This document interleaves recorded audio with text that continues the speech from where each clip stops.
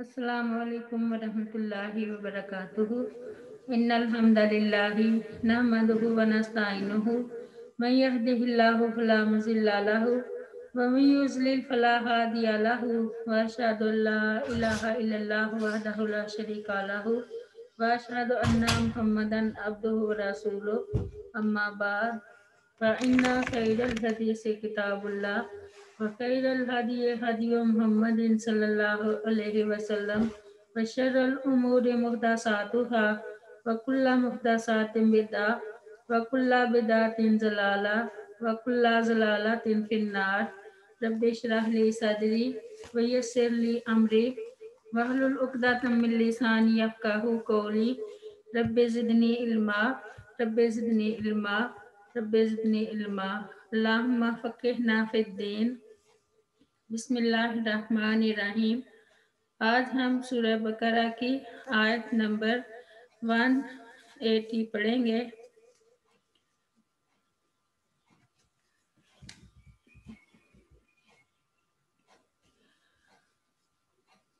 کتبہ لکھ دیا گیا علیکم تم پر اذا جب حضر آنے لگے احداکم الموت تمہارے ایک کو موت ان طرح کا اگر وہ چھوڑے جا رہا ہو خیرہ مال للوصیات وصیت کرنا للوالدین والدین کے لیے والاقربین اور قرابت داروں کے لیے بالمعروف دستور کے مطابق حقاً حق ہے علی المتقین متقیوں کا پر۔ آیت نمبر 181۔ فمن پھر جو شخص بدلہ بدل دے اس وصیت کو بعد ما اس کے کہ سامعہ وہ سن چکا ہے اسے فإنما تو صرف اسمہ اس کا گناہ علی الذین انہی لوگوں پر ہے جو یبدلونہ بدل دیں گے اس کو ان اللہ بے شک اللہ تعالی سمیع خوب سننے والا علیم خوب جاننے والا ہے۔ آیت نمبر 182۔ فمن پھر جو شخص خافا خوف کرے من محسن وصیت کرنے والے کی طرف سے جنافن حق تلفی کا او یا اسمن گناہ کا فاصلح پھر وہ اصلاح کرا دے بینہم ان کے درمیان فلا تو نہیں ہے اسما کوئی گناہ علیہ اس پر ان اللہ بے شک اللہ تعالی غفور رحیم بہت بخشنے والا نہایت رحم کرنے والا ہے۔ وصیت کرنے کا یہ حکم وراثت والی آیت کے نزول سے پہلے دیا گیا تھا۔ اب ورثہ سے متعلق وصیت کرنا جائز نہیں ہے، لیکن وہ رشتہ دار جن کے لیے اللہ تعالیٰ نے مال میں کوئی حصہ مقرر نہیں کیا ان کے لیے اسی آیت کو مد نظر رکھتے ہوئے وصیت کرنا مستحب ہے، اور اس کام کے لیے مال کا تیسرا حصہ استعمال ہوگا جس کی وصیت کرنی جائز ہے۔ صلی اللہ علیہ وسلم نے وصیت کرنے کی بڑی تاکید فرمائی ہے۔ وصیت کا پورا کرنا اتنا ہی ضروری ہے کہ اللہ تعالیٰ نے جگہ جگہ ورثہ میں میراث کی تقسیم سے پہلے وصیت کو پورا کرنے کا حکم دیا ہے۔ ارشاد باری تعالیٰ ہے من بعد وصیۃ یوصی بہا او دین، سورۃ نساء میں اس وصیت کے بعد جو وہ کر جائے یا قرض کے بعد، اور فرمایا من بعد وصیۃ یوصین بہا او دین، سورۃ نساء میں اس وصیت کے بعد جو وہ کر جائیں یا قرض کے بعد۔ اللہ تعالیٰ نے ورثہ کے حصے مقرر کر دیے ہیں، لہٰذا ان کے لیے وصیت کرنا جائز نہیں۔ سیدنا عمر بن خارجہ رضی اللہ عنہ روایت کرتے ہیں کہ میں نے رسول اللہ صلی اللہ علیہ وسلم کو خطبے میں ارشاد فرماتے ہوئے سنا، اللہ تعالیٰ نے ہر حقدار کو اس کا حق عطا فرما دیا ہے، لہٰذا اب وارث کے لیے کوئی وصیت نہیں ہے۔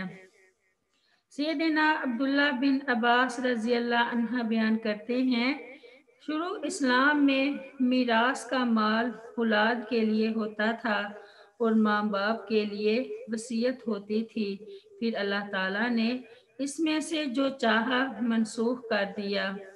محمد بن سیرین رحمہ اللہ بیان کرتے ہیں کہ سیدنا ابن عباس رضی اللہ عنہ بیٹھے سورہ بقرہ پڑھ رہے تھے اور جب اس آیت کریمہ پر پہنچے، ان طرح کا خیرہ للوصیات للوالدین والاقربین، تو فرمایا کہ یہ آیت منسوخ ہو گئی ہے۔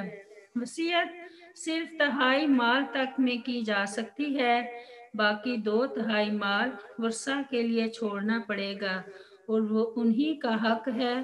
بہتر یہ ہے کہ تہائی مال سے بھی کم کی وصیت کی جائے۔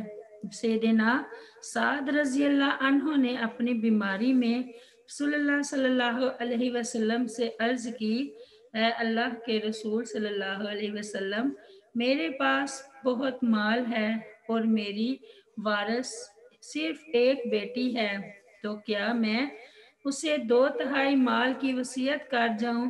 تو رسول اللہ صلی اللہ علیہ وسلم نے فرمایا نہیں۔ انہوں نے پوچھا کیا نصف مال کی وصیت کر دوں؟ آپ صلی اللہ علیہ وسلم نے فرمایا نہیں۔ انہوں نے پوچھا 1/2 مال کی وصیت کر دوں؟ آپ صلی اللہ علیہ وسلم نے فرمایا 1/2 مال کی وصیت کر دو، اگرچہ 1/2 مال بھی بہت ہے۔ سیدنا عبداللہ بن عباس رضی اللہ عنہ بیان کرتے ہیں کہ کاش لوگ 1/2 کے بجائے 1/4 حصے تک کی وصیت کریں تو یہ زیادہ مناسب ہے، کیونکہ رسول اللہ صلی اللہ علیہ وسلم نے فرمایا تم 1/3 کے بارے میں وصیت تو کر سکتے ہو، لیکن 1/3 بھی بہت ہے۔ اگر اپنے مال میں سے کچھ مال کی وصیت کرنی ہو تو وصیت کو فوراً تحریر کر کے اپنے پاس رکھ لے۔ سیدنا عبداللہ بن عمر رضی اللہ عنہ بیان کرتے ہیں کہ رسول اللہ صلی اللہ علیہ وسلم نے فرمایا کسی مسلمان کو یہ حق نہیں پہنچتا کہ اس کے پاس کوئی چیز ہو جس کے بارے میں وہ وصیت کرنا چاہتا ہو، پھر وہ وصیت لکھے بغیر 2 راتیں بھی گزارے۔ سیدنا عبداللہ بن عمر رضی اللہ عنہ بیان کرتے ہیں کہ رسول اللہ صلی اللہ علیہ وسلم کا یہ فرمان سننے کے بعد ایک رات بھی نہ گزری تھی کہ میں نے اپنی وصیت لکھ کر اپنے پاس رکھ لی۔ اگلی آیت میں فرمایا کہ اگر کوئی شخص وصیت کو بدل دیتا ہے تو اس کا گناہ اس کے سر ہوگا، جبکہ وصیت کرنے والے کا اجر اللہ تعالیٰ کے ہاں ثابت ہوگا۔ آگے فرمایا کہ اگر کسی وصیت کرنے والے سے وصیت کرنے میں غلطی ہو جائے، مثال کے طور پر 1/3 سے زیادہ مال کی وصیت کر دے یا کسی ہیلا بہانہ کے ذریعے کسی وارث کو زیادہ دے دے یا ناجائز کام کی وصیت ہو، مثلاً شراب پلانے، ناچ کرانے، کسی قبر پر چراغاں کرنے یا میلہ یا عرس کرنے کی، تو ایسی وصیت کو بدلنا ضروری ہے۔ یعنی موسیٰ جس کے لیے وصیت کی گئی ہے قضیہ کی اصلاح کر دے اور اسے شریعت کے مطابق بنا دے۔ آیت نمبر 83۔ یا ایھا الذین، اے وہ لوگو جو آمنو ایمان لائے ہو، کتبہ لکھ دیا گیا ہے، علیکم الصیام تم پر روزہ رکھنا، کما جس طرح کتبہ لکھا گیا تھا، علی الذین ان لوگوں پر جو من قبلکم تم سے پہلے تھے، لعلکم شاید کہ تم تتقون متقی بن جاؤ۔ آیت نمبر 184۔ ایما چند دن، معدودات گنتی کے، فمن پھر جو کانا ہو، منکم تم میں سے، مریضاً بیمار، او اللہ سفرن یا سفر پر، فعداتن تو گنتی پوری کرنی ہے، मिन अय्यामिन उखर, दूसरे दिनों से, व अल्लाज़ीना, और इन लोगों पर जो युतीकूनहु, ताकत रखते हैं इसकी, फिदियातुन, फिदिया देना है, तामु, खाना, मिस्कीन, एक मिस्कीन का, फमन, फिर जो कोई, ततवा, खुशी से करे, खैरन, नेकी, फ़हुवा, तो वो, खैरुन, ज़्यादा बेहतर है, लहू, उसके लिए, व अन तसूमु, और ये कि तसूमु, तुम रोज़ा रखो, खैरुन, बहुत बेहतर है, लकुम, तुम्हारे लिए, इन, अगर, कुंतुम, हो तुम, तालमून, इल्म रखते। इन्हीं आयतों में अल्लाह ताला ने मुसलमानों को खबर दी है कि इन पर रोज़े फ़र्ज कर दिए गए हैं, जैसे गुज़िश्ता कौमों पर फ़र्ज किए गए थे, इसलिए कि रोज़ा रखने में इंसान के लिए दुनिया आखिरत की हर भलाई है, और इसके लिए कि आदमी जब अल्लाह ताला के लिए खाने पीने और मुबाशरत से रुक जाता है और अपने आप को अल्लाह की बंदगी में मशगूल कर लेता है, तो अल्लाह ताला उसे तकवा की राह पर डाल देता है। या अय्युहल्लज़ीना आमनू कुतिबा अलैकुमुस्सियामु कमा कुतिबा अलल्लज़ीना मिन क़ब्लिकुम। सैयदना अब्दुल्लाह बिन उमर रज़ियल्लाहु अन्हु बयान करते हैं कि रसूलुल्लाह सल्लल्लाहु अलैहि वसल्लम ने फरमाया, इस्लाम की बुनियाद 5 चीज़ों पर है। नंबर 1, इस बात की गवाही देना कि अल्लाह ताला के अलावा कोई मबूद नहीं और मोहम्मद सल्लल्लाहु अलैहि वसल्लम अल्लाह के रसूल हैं। नंबर 2, नमाज कायम करना। नंबर 3, ज़कात अदा करना। नंबर 4, हज करना। नंबर 5, और रमज़ान के रोज़े रखना।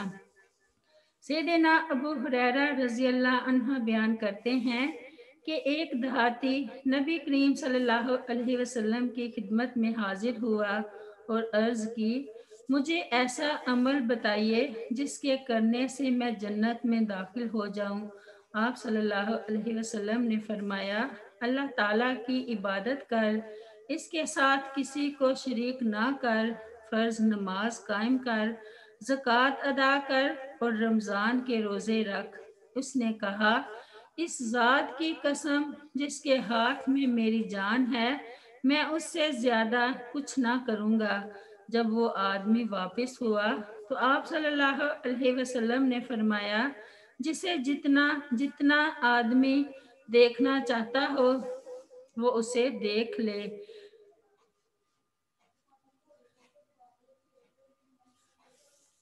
जिसे जन्नती आदमी देखना चाहता हो वो उसे देख ले। सैयदना अबू हुरैरा रज़ियल्लाहु अन्हु से रवायत है कि रसूलुल्लाह सल्लल्लाहु अलैहि वसल्लम ने फरमाया, जब रमज़ान आता है तो आसमान के दरवाजे खोल दिए जाते हैं, जहन्नम के दरवाजे बंद कर दिए जाते हैं और शयातीन कैद कर दिए जाते हैं। सैयदना अबू हुरैरा रज़ियल्लाहु अन्हु कहते हैं, रसूलुल्लाह सल्लल्लाहु अलैहि वसल्लम ने फरमाया, अल्लाह ताला फरमाता है, इब्ने आदम का हर अमल उसके लिए है सवाए रोज़े के। रोज़ा मेरे लिए है और मैं ही इसकी जजा दूंगा, और रोज़ा आग से ढाल है, लिहाजा जिस रोज़ तुम में से किसी का रोज़ा हो उस रोज़ वो फहश गोई ना करे और बेहुदा कलाम ना करे, और अगर कोई दूसरा इससे गाली गलौज करे या लड़ाई करे तो रोज़ादार को सिर्फ इतना कहना चाहिए, मैं रोज़ादार हूँ। उस ज़ात की कसम जिसके हाथ में मैं मोहम्मद सल्लल्लाहु अलैहि वसल्लम की जान है, रोज़ादार के मुंह की बू क़यामत के दिन अल्लाह ताला को मुश्क की खुशबू से भी ज़्यादा पसंदीदा होगी। रोज़ादार के लिए 2 खुशियां हैं, एक जब वो रोज़ा अफ्तार करता है तो खुश होता है, और दूसरी जब वो अपने रब से मिलेगा तो अपने रोज़े का सवाब पाकर खुश होगा। सैयदना सहल बिन साद रज़ियल्लाहु अन्हु कहते हैं कि रसूलुल्लाह सल्लल्लाहु अलैहि वसल्लम ने फरमाया, जन्नत का एक दरवाज़ा है جس کا نام باب الریان ہے، جس سے قیامت کے دن صرف روزہ دار گزریں گے، ان کے علاوہ اس دروازے سے کوئی دوسرا نہیں گزرے گا۔ لعلکم تتقون، تقوی انسان کے اخلاق و کردار کو سنوارنے میں بنیادی کردار ادا کرتا ہے۔ سیدنا عبداللہ بن مسعود رضی اللہ عنہ بیان کرتے ہیں کہ رسول اللہ صلی اللہ علیہ وسلم نے فرمایا، اے نوجوانوں، تم میں سے جو شادی کی استطاعت رکھے تو وہ شادی کر لے، اور جسے استطاعت نہ ہو تو وہ روزہ رکھے، کیونکہ یہ اس کی نفسانی خواہشات کو توڑ دے گا۔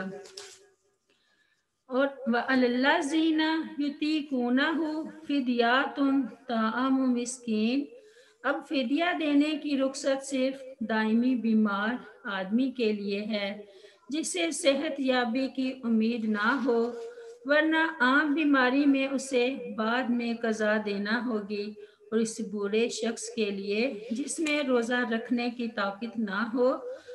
سیدنا سلمہ بن اکوع رضی اللہ عنہ بیان کرتے ہیں کہ نبی کریم صلی اللہ علیہ وسلم نے فرمایا کہ جب یہ آیت نازل ہوئی تو جو روزہ نہ رکھنا چاہتا وہ اس کے بدلے میں فدیہ ادا کر دیتا تھا، حتیٰ کہ اس کے بعد والی آیت نازل ہوئی جس نے اسے منسوخ کر دیا۔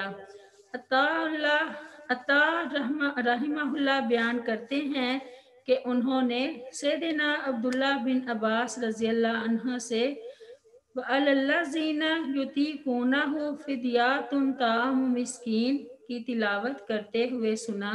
انہوں نے فرمایا کہ یہ آیت منسوخ نہیں ہے، بلکہ یہ ان بڑی عمر کے مرد و عورت کے بارے میں ہے جو روزے کی استطاعت نہیں رکھتے ہیں، وہ ہر دن کے بدلے میں ایک مسکین کو کھانا کھلا دیں گے۔ آیت نمبر 185۔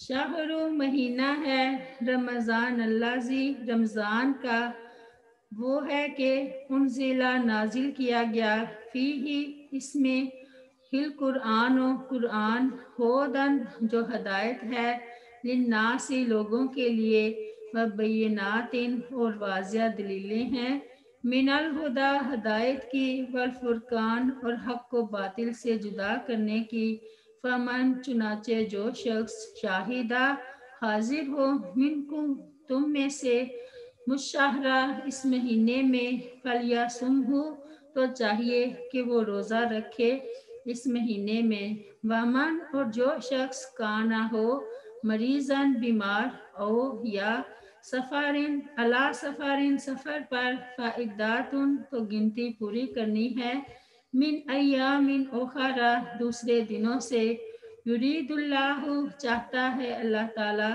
بکم الیسر تمہارے ساتھ آسانی، ولا یرید اور نہیں وہ چاہتا، بکم العسر تمہارے ساتھ تنگی، ولتکملوا اور تاکہ تم پوری کرو، والعدۃ گنتی، ولتکبروا اللہ اور تاکہ تم بڑائی بیان کرو اللہ تعالیٰ کی، علامہ اس پر کہ جو ہداکم اس نے ہدایت دی تمہیں، ولعلکم اور شاید کہ تم تشکرون شکر کرو۔ انزل فیہ القرآن یعنی اس ماہ کی لیلۃ القدر میں قرآن کا نزول شروع ہوا، پھر 23 برس میں تھوڑا تھوڑا کر کے اتارا گیا۔ قرآن مجید رمضان کے مہینہ میں نازل ہوا، اور قرآن مجید ہی میں ہے کہ یہ رات کو نازل ہوا۔ ارشاد باری تعالیٰ ہے، انا انزلناہ فی لیلۃ القدر، سورۃ القدر میں، بلا شبہ ہم نے اسے قدر کی رات میں اتارا، اور فرمایا، انا انزلناہ فی لیلۃ مبارکۃ انا کنا منذرین، سورۃ الدخان میں، بے شک ہم نے اسے ایک پوری بہت بابرکت والی رات میں برکت والی رات میں اتارا، بے شک ہم ڈرانے والے تھے۔ اس آیت سے معلوم ہوا کہ ماہ رمضان کو قرآن مجید کے ساتھ خاص تعلق ہے۔ اس میں کثرت کے ساتھ قرآن کی تلاوت اور قیام ہونا چاہیے۔ صلی اللہ علیہ وسلم رمضان میں ہر رات جبرائیل علیہ السلام کے ساتھ قرآن مجید کا دور کیا کرتے تھے۔ صحابہ کرام اور سلف صالحین کے عمل سے بھی رمضان میں قرآن سے خصوصی محبت ثابت ہے۔ بہت سی احادیث مبارکہ میں ماہ رمضان کی راتوں میں قیام کی فضیلت آئی ہے۔ سیدنا ابو ہریرہ رضی اللہ عنہ بیان کرتے ہیں کہ رسول اللہ صلی اللہ علیہ وسلم نے فرمایا، جس شخص نے ایمان اور ثواب کی نیت کے ساتھ رمضان کا قیام کیا، اس کے پہلے گناہ معاف کر دیے جاتے ہیں۔ ابو سلمہ نے سیدہ عائشہ رضی اللہ عنہ سے پوچھا کہ رمضان میں رسول اللہ صلی اللہ علیہ وسلم کی نماز کس طرح تھی؟ تو انہوں نے فرمایا کہ آپ رمضان ہو یا غیر رمضان 11 رکعت سے زیادہ نہیں پڑھتے تھے۔ ہدی للناس وبینات من الہدی والفرقان، قرآن میں ہدایت کی کھلی نشانیاں اور واضح دلائل ہیں۔ جو شخص بھی انہیں صدقے دل سے بغیر کسی ضد اور ہٹ درمی کے پڑھے گا، اس پر ضرور سیدھا راستہ واضح ہو جائے گا۔ ارشاد باری تعالیٰ ہے، فَقَدْ جَاءَكُمْ بَيِّنَاتٌ مِّن رَبِّكُمْ وَهُدًى وَرَحْمَةٌ فَمَنْ أَظْلَمُ مِمَّنْ كَذَّبَ بِآيَاتِ اللَّهِ وَصَدَّفَ عَنْهَا سَنَجْزِي الَّذِينَ يَصْدِفُونَ عَنْ آيَاتِنَا سُوءَ الْعَذَابِ بِمَا كَانُوا يَصْدِفُونَ۔ سورۃ الانعام میں، پس بے شک تمہارے پاس تمہارے رب کی طرف سے ایک روشن دلیل اور ہدایت اور رحمت آ چکی، پھر اس سے زیادہ ظالم کون ہے جو اللہ تعالیٰ کی آیات کو جھٹلائے اور اس سے کنارہ کرے۔ ان قریب ہم ان لوگوں کو جو ہماری آیات سے کنارہ کرتے ہیں برے عذاب کی جزا دیں گے، اس کے بدلے جو وہ کنارہ کرتے تھے۔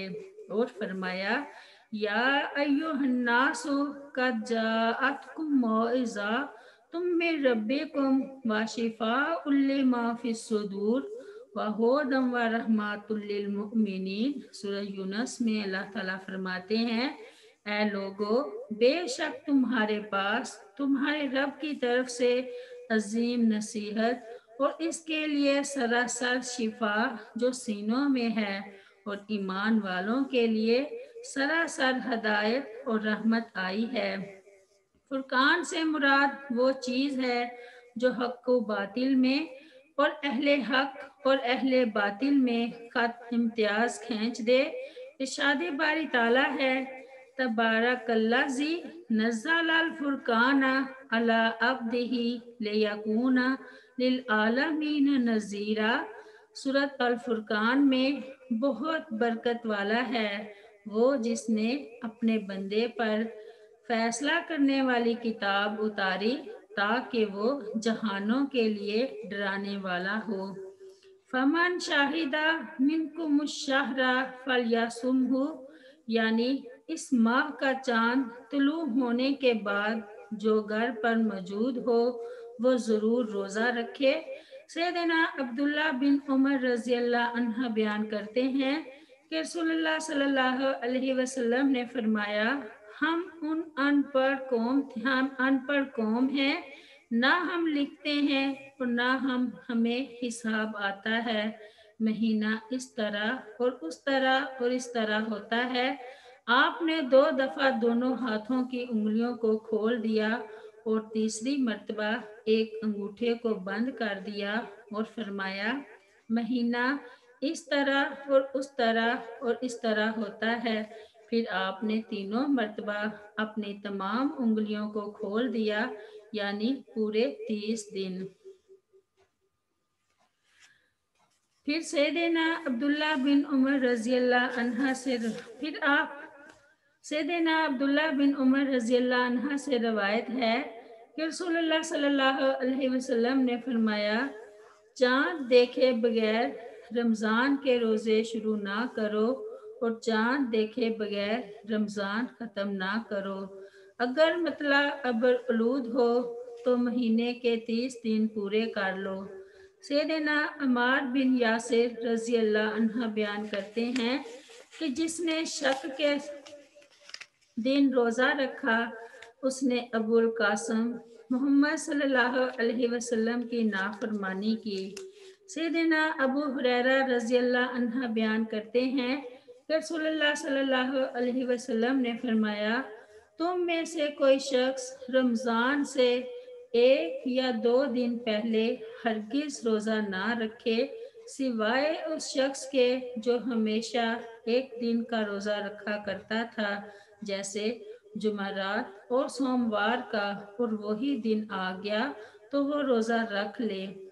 सैयदना कुरैब रज़ी अल्लाह अन्हा इब्ने अब्बास रज़ी अल्लाह अन्हा के गुलाम से रवायत है कि सैयदा उम्मे फजल रज़ी अल्लाह अन्हा ने इन्हें सैयदना मुआविया रज़ी अल्लाह अन्हा के पास किसी काम से शाम भेजा।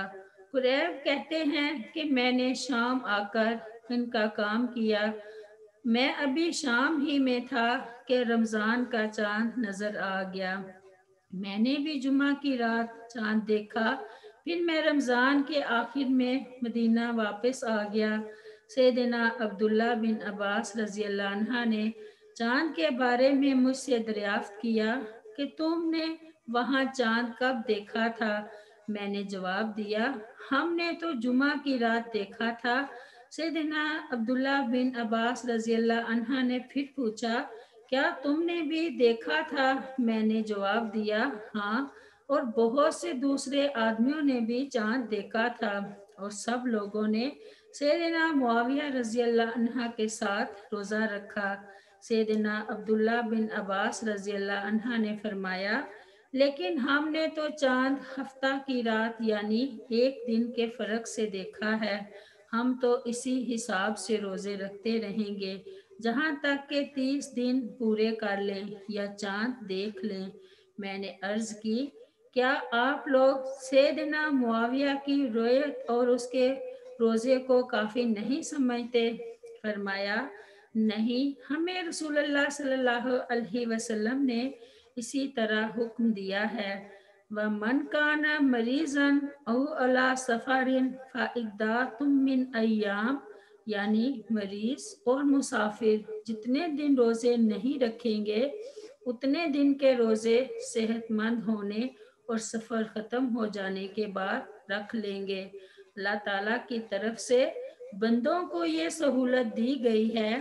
इरशाद बारी ताला है, वमा जाला अलैकुम फिद्दीनी मिन हरज, सूरत हज में, और दीन में तुम पर कोई तंगी नहीं रखी। सैयदना अबू हुरैरा रज़ी अल्लाह अन्हा बयान करते हैं कि रसूलुल्लाह सल्लल्लाहु अलैहि वसल्लम ने फरमाया, बेशक दीन आसान है।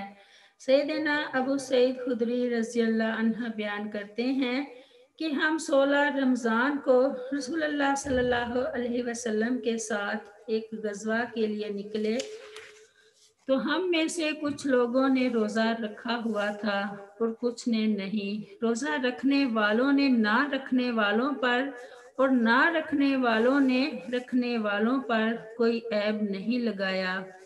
सैयदना अबू दरदा रज़ी अल्लाह अन्हा से रवायत है कि हम रसूलुल्लाह सल्लल्लाहु अलैहि वसल्लम के साथ माह रमज़ान में सख्त गर्मी में सफ़र पर निकले, हत्ता कि गर्मी की शिद्दत के बायस मजबूर होकर हम अपने हाथ सर पर रख लेते थे और हम में रसूलुल्लाह सल्लल्लाहु अलैहि वसल्लम और अब्दुल्ला बिन रवाहा रज़ी अल्लाह अन्हा के सिवा किसी और ने रोज़ा नहीं रखा हुआ था। सैयदना अबू सईद खुदरी रज़ी अल्लाह अन्हा बयान करते हैं कि नबी सल्लल्लाहु अलैहि वसल्लम ने फरमाया, क्या जब औरत हाइज़ा होती है तो वो नमाज और रोज़ा नहीं छोड़ देती? یہی اس کے دین کا نقصان ہے۔ سیدنا جابر بن عبداللہ رضی اللہ عنہ بیان کرتے ہیں، رسول اللہ صلی اللہ علیہ وسلم نے دوران سفر میں لوگوں کا ہجوم دیکھا کہ کچھ لوگ ایک آدمی پر سایہ کیے ہوئے تھے۔ رسول اللہ صلی اللہ علیہ وسلم نے پوچھا، کیا بات ہے؟ لوگوں نے عرض کی، روزہ دار ہے۔ آپ صلی اللہ علیہ وسلم نے فرمایا، دوران سفر اس حالت میں روزہ رکھنا نیکی نہیں ہے۔ یرید اللہ بکم اليسر ولا یرید بکم العسر۔ دین اسلام کی خصوصیت یہ ہے کہ اس میں انسان کی فطری کمزوریوں کا پورا لحاظ رکھا گیا ہے اور کسی پر ایسی تنگی تکلیف نہیں ڈالی گئی جو اس کے لیے ناقابل برداشت ہو۔ سیدنا انس بن مالک رضی اللہ عنہ بیان کرتے ہیں، رسول اللہ صلی اللہ علیہ وسلم نے فرمایا، آسانی پیدا کرو، مشکل میں نہ ڈالو اور تسلی دو، متنفر نہ کرو۔ سیدنا ابو بردہ رضی اللہ عنہ بیان کرتے ہیں کہ رسول اللہ صلی اللہ علیہ وسلم نے جب سیدنا معاذ اور ابو موسیٰ اشعری رضی اللہ عنہ کو یمن بھیجا تو فرمایا، تم دونوں آسانی پیدا کرنا، مشکل میں نہ ڈالنا، خوشخبری سنانا، نفرت نہ دلانا، باہمی اتفاق سے رہنا اور آپس میں اختلاف نہ کرنا۔ سیدنا ابو امامہ رضی اللہ عنہ بیان کرتے ہیں کہ رسول اللہ صلی اللہ علیہ وسلم نے فرمایا، مجھے آسان اور سچے دین حنیف کے ساتھ مبعوث کیا گیا ہے۔ وَلِتُكَبِّرُوا اللَّهَ عَلَىٰ مَا هَدَاكُمْ۔ ہدایت کا سرچشمہ قرآن ہے اور قرآن مجید رمضان کے مہینہ میں نازل ہوا، لہٰذا اس ہدایت کے نزول کا شکریہ رمضان سے متصل ہونا ہی زیادہ مناسب تھا۔ اسی لیے اللہ تعالیٰ نے روزوں کے متصل کے بعد کے وقت کو بطور شکرانہ اپنی بڑائی اور کبریائی کے بیان کرنے کا وقت مقرر فرما دیا۔ نماز عید الفطر میں جو بڑائی اور کبریائی بیان کی جاتی ہے وہ ہادی حقیقی کے اسی حکم کی تعمیل ہے۔ سیدنا عبداللہ بن عمر رضی اللہ عنہ بیان کرتے ہیں کہ رسول اللہ صلی اللہ علیہ وسلم نے فرمایا، عید الفطر کی نماز میں 7 تکبیریں پہلی رکعت میں اور 5 تکبیریں دوسری رکعت میں کہی جائیں اور ہر 2 رکعتوں میں قرات ان تکبیروں کے بعد کی جائے۔ سیدہ ام عطیہ رضی اللہ عنہ بیان کرتی ہیں کہ رسول اللہ صلی اللہ علیہ وسلم کے زمانہ میں ہمیں عید کے دن عیدگاہ جانے کا حکم ہوتا تھا، حتیٰ کہ کنواری لڑکیاں اپنے پردہ والے مقام سے باہر آتی اور حائضہ عورتیں بھی ساتھ چلتی۔ وہ نمازیوں سے الگ رہتی لیکن ان کی تکبیروں کے ساتھ تکبیریں کہتی، ان کی دعا میں شریک ہوتی اور اس دن کی برکت اور پاکیزگی حاصل کرنے کی امید رکھتی۔ سبحان ربک رب العزت عما یصفون وسلام علی المرسلین والحمد للہ رب العالمین۔ السلام علیکم ورحمۃ اللہ وبرکاتہ۔